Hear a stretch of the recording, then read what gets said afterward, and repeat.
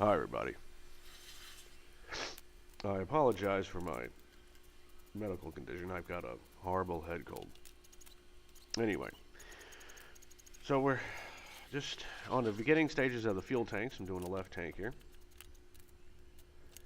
Going through and deburring all of the holes in the ribs. So I've already gone through and match drilled all the holes. So now I'm doing the deburring afterward. And it's important to check the instructions. Sometimes they'll tell you to deburr, sometimes they'll tell you to match drill. Actually, normally they never tell you to deburr. I mean, you're supposed to deburr. But, so, you know, if they're going to tell you to match drill, I wait until I match drill to deburr afterwards.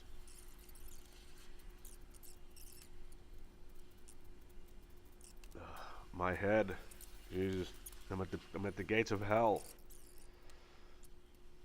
Never fly international. You'll always wind up getting sick somehow. Now I understand why everyone wears masks at the airport. They're not being creepy. They're just being paranoid, and for a good reason.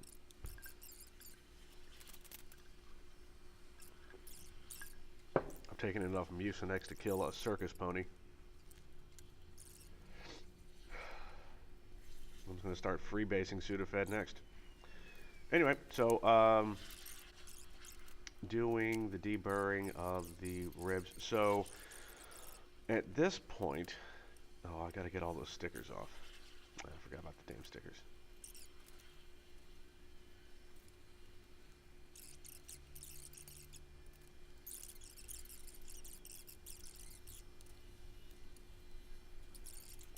Obviously, I'm discussing something fascinating with someone else.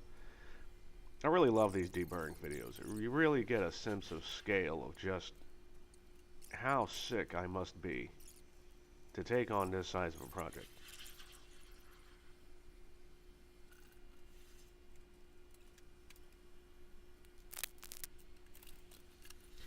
Okay, right. So after deburring the holes, so what I'm going through now, I've already deburred the top of the flanges, the big, because most of them are big, long flanges, and those are easy to take care of with the deburring tool, pre-fluting, which I've discussed.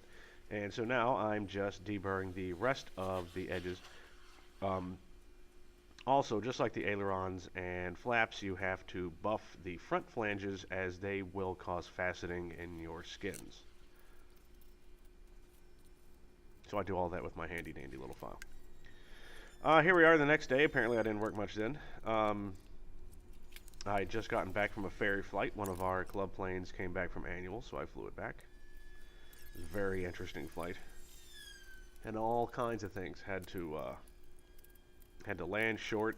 No, wait, first started in an airport where we have 2 runways, no control tower, and everyone's using every one runway.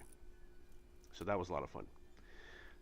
Then I flew back, had to stop short of the hills here in San Francisco because of rain and deteriorating conditions, and I couldn't see past the hills, so and that's not IFR, so I had to stop and have lunch in Livermore.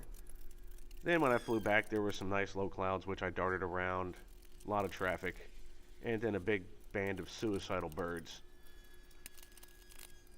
2 miles from final. And those white seagulls, too, the ones you get lost inside of the, because you got nice white concrete runway, and then all of a sudden little pieces of the runway are moving because they're birds. There's a whole flock of them. Had to tilt my wings a little bit to miss a couple. It was eventful. So anyway, that's why you see me having a cold, frosty beer and continuing to deburr the ribs. And a little bit of extra fluting. One thing you'll see me start here doing here in a second is after I do all of the deburring, I go through and I do some dimpling. Now the problem is that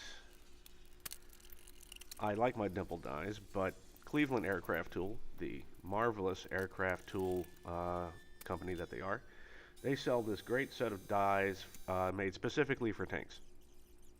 And I did not have those. So I did start to dimple, then I realized, ah crap, I don't have the right dies, and I immediately ordered them from Cleveland. They give you an extra 11 thousandths in your dimple, and you do it with both the skins and the substructure so that when you rivet everything together, it gives it just a little bit of extra room, some extra tank sealant.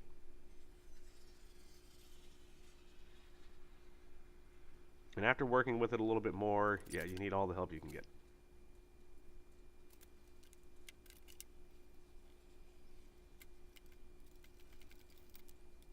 So there were a few holes that you can dibble. Now I start working on, are those the Z's?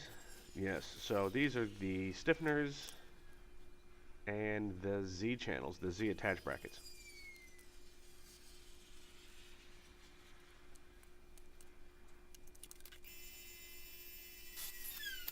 So it's just fabricating a bunch of small stiffener parts out of long rods, and then a whole bunch of Z brackets out of that big rod.